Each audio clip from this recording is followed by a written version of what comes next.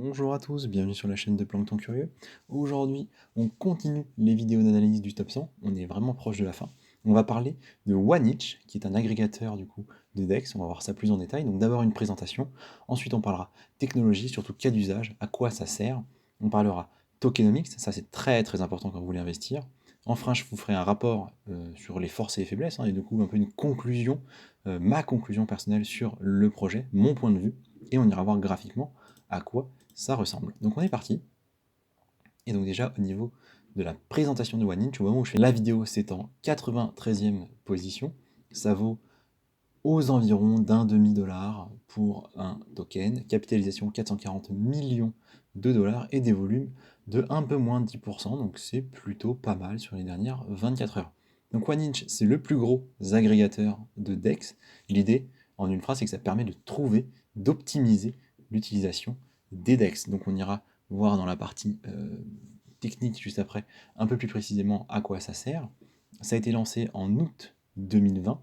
C'est notable que dans les quelques mois qui ont suivi, ils ont créé leur propre AMM, donc ça veut dire Automated Market Maker, donc comme un Uniswap et comme tous les DEX en fait. Donc du coup, ils ont une fonction de DEX également. Vous pouvez en fait avoir des pools de liquidités dans lesquels vous mettez votre argent en prêt, ou à l'inverse, vous utilisez l'argent de ceux qui prêtent pour faire des trades et du coup en échange d'une rémunération. Ils ont créé dans la même période leur token, donc il a été listé fin 2020, et enfin, ils ont mis en place une DAO, parce qu'initialement c'est surtout un token de gouvernance, et donc avec un système dans lequel la communauté est censée avoir un poids important pour les décisions, en tout cas les gens qui ont des tokens peuvent voter. Au niveau de l'ICO, vous voyez qu'ils ont levé au total 100, presque 190 millions de dollars. Donc en seed, ils ont levé presque 3 millions. En série A, donc un peu plus tard, ils ont levé 12. Et en série B, plus récemment encore, ils ont levé 175 millions. Donc c'est quand même considérable. À noter que ça fait au total presque 135 millions de tokens OneInch. Et surtout, à peu près 9% de la supply. On continue du coup avec la partie technologie. Et donc l'idée c'est que on va avoir bien évidemment besoin d'un wallet MetaMask, parce que tout ça est tout à fait décentralisé. Alors je dis MetaMask parce que c'est le plus connu, mais il y a d'autres wallets qui fonctionnent, mais vous avez l'idée. Je pense que si je dis MetaMask, ça parle à un maximum de personnes. Donc disons que j'ai envie de faire des trades, d'échanger des tokens, par exemple des ETH contre des Matic. Et si j'utilise OneInch, en fait je vais pouvoir trouver parmi une liste de decks celui qui me fournira les meilleures offres en termes de liquidité et de frais. Donc en fait celui avec les taux les plus bas, en sachant que ça évolue très très rapidement sur les DEX. Donc il va en fait permettre de trouver cette meilleure offre, donc un peu comme un courtier si vous voulez, pour ma liquidité. Et donc il y a deux positions bien évidemment, celle où je veux prêter, donc il va essayer de trouver le contrat qui sera le plus rentable pour moi, ou inversement si je veux emprunter ou si je veux faire du trading, il va trouver celui qui me coûtera le moins cher. À noter qu'ils ont développé leur propre DEX également, et donc j'imagine ils doivent d'une façon ou d'une autre faire en sorte que leur service soit intéressant et plus intéressant que ceux de leurs concurrents, mais ça c'est absolument pas certain et je peux vraiment pas m'avancer parce que je ne m'en suis pas servi. Donc voilà globalement à quoi ça sert, c'est assez simple à expliquer. Je crois qu'au niveau du fonctionnement, il n'y a pas beaucoup plus à dire, et donc on va tout de suite passer à la tokenomique. Et donc vous voyez tout de suite en haut à droite qu'on a émis 834 millions de tokens, que l'offre totale c'est 1,5 milliard, donc un peu moins du double de ce qui a été émis, mais on n'a pas d'offre max, donc ça c'est un peu particulier. Donc je n'ai pas vu d'émissions supplémentaires, donc a priori on pourrait penser que l'offre totale et l'offre max sont similaires, mais ce n'est pas ce qu'on voit ici. On voit au niveau de la répartition que Binance en a quand même une partie importante, presque 11%. Sinon, on voit au niveau de la supply, en bas du coup, qu'on a quelque chose d'assez linéaire sur 4 ans. Donc entre 2020 et 2024, ils veulent tout émettre. On est a priori entre ces deux périodes-là, et vous le voyez, on peut dire qu'ils suivent à peu près correctement leur calendrier d'émission. On est en dessous des 1,5 milliard, on est à 834 millions. Vous voyez, ça reste quand même à peu près cohérent avec ce qui a été annoncé. Donc du coup, tout devrait être émis d'ici fin 2024, donc d'ici un peu moins de 2 ans. Donc sachez que du coup, dans les 2 prochaines années, la supply va presque faire x2. Donc c'est quand même un poids important sur le cours du token.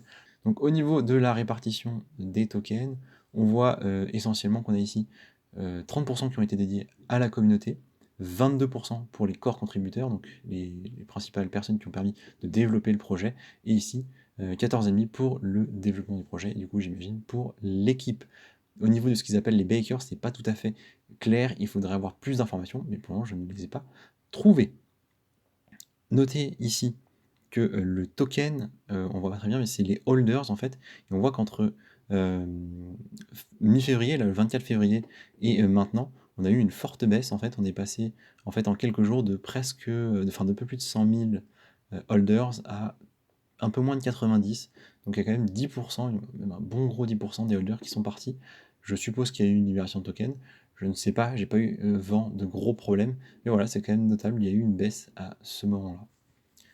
Au niveau du token, à quoi sert-il? Donc essentiellement pour moi c'est un token de gouvernance, mais on me dit qu'il a quand même une certaine utilité en tant que liquidity protocol. Donc je suppose que ça sert à créer des pools de liquidité. C'est une bonne idée parce que ça permet en fait de donner de l'utilité au token. Je ne sais pas si c'est énormément utilisé, j'ai pas trouvé l'information. Est-ce qu'il y a beaucoup de pools qui sont backés par du OneInch? Est-ce que les gens lui font confiance ou pas? Ça c'est une information que je n'ai pas. Donc si vous êtes dedans, c'est très intéressant, n'hésitez pas à partager. La gouvernance bien sûr, donc quand vous avez des tokens, vous pouvez voter pour l'évolution du protocole, les choix qui sont faits, avec quelle crypto on peut faire des trades, etc., etc., etc. Donc si vous êtes dedans, très très intéressant.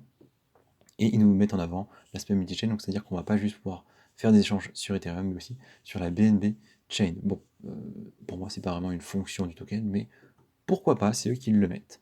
On continue du coup avec la liste des grosses adresses, ça c'est quand même important. Comme je vous l'ai dit, 10% chez Binance, donc ils ont plusieurs adresses, vous voyez là c'est la 8e qui est la plus grosse. On a ici la gouvernance de OneInch, on voit c'est 10%, donc elle n'était pas forcément marquée dans la répartition, mais ici on la retrouve. On voit ici OneInch Foundation, ils ont presque 3%, un peu moins, de 68, 270, ok. Et en fait, on a d'autres adresses, dont une à 10% ici, on ne sait pas ce que c'est. On en a une ici à 5%, on ne sait pas ce que c'est non plus. Donc, il y a quand même toutes ces adresses qu'on ne connaît pas et qui possèdent des pourcentages du protocole qui sont assez importantes. Donc, potentiellement, faut quand même surveiller ça si vous êtes un gros investisseur dans OneInch, mais je pense que vous le savez. Déjà, on continue donc, du coup avec les forces et les faiblesses, globalement, ma conclusion sur le projet. Je pense que le fondamental est bon, je vous le dis tout de suite, il me semble que l'offre est pertinente et que ça sera toujours utile, d'autant plus qu'on est dans une période où la DeFi, les DEX vont avoir un peu le vent en poupe parce que voilà, il y a tout un tas de problèmes sur les échangeurs centralisés. On a d'abord eu FTX, maintenant en Amérique, on a des soucis avec les échangeurs centralisés, avec la réglementation tout simplement. Ils ont quand même ce sentiment qu'il va falloir proposer des offres spécifiques pour les US et des offres différentes pour le reste du monde. C'est une tendance qui est en train d'arriver, donc potentiellement les DEX vont devenir de plus en plus intéressants. Et je trouve que c'est intéressant d'avoir ce service qui permet de trouver les meilleures offres sur les DEX. En plus, il est disponible sur plusieurs blockchains, ce qui est déjà, je pense, un move intelligent.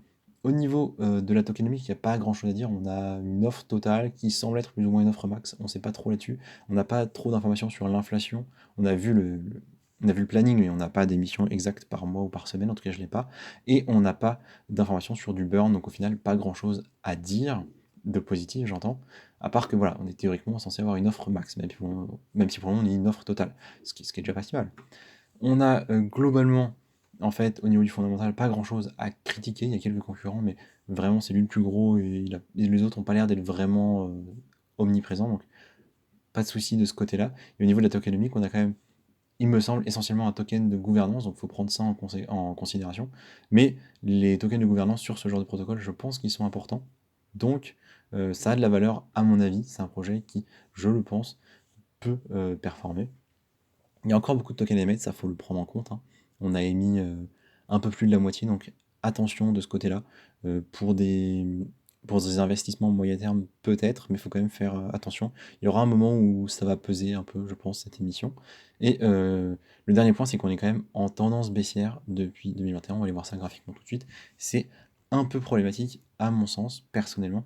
Euh, Ça me déplaît un peu. Donc voilà le graphique depuis l'émission de fin 2020. On est du coup sur une tendance haussière directement au bull run, donc ça a été très très favorable pour le token, hein.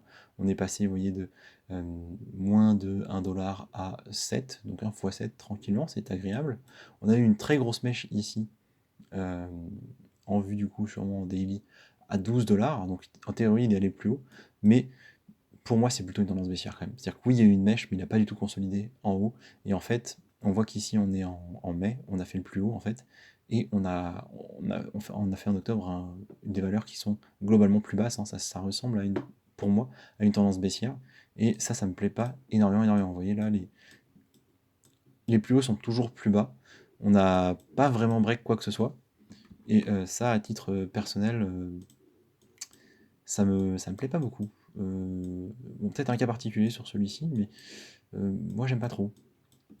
Cela dit, voilà, on s'est quand même relevé, hein, depuis les plus bas de novembre dernier, donc autour de 0,4. On est monté jusqu'à 0,7 à peu près, donc on n'a même pas fait x2. Vous voyez, pour le moment, l'engouement n'est pas énorme. Je pense que c'est le genre de projet qui, s'il pump, ce sera plus tard. Si on devait en acheter, j'attendrais personnellement un retour sur les valeurs où on était il y a 2 semaines, autour à peu près de 0,4 du coup. Voilà, c'est ce que je vous dirais, avec une résistance a priori ici autour des 0,6, 0,7 et ensuite autour des 0,88. Donc One Inch, un projet qu'on surveillera de loin, dans lequel on rentrera peut-être, mais certainement pas tout de suite. Voilà tout ce que je voulais vous dire. Merci de m'avoir écouté et je vous dis à la prochaine.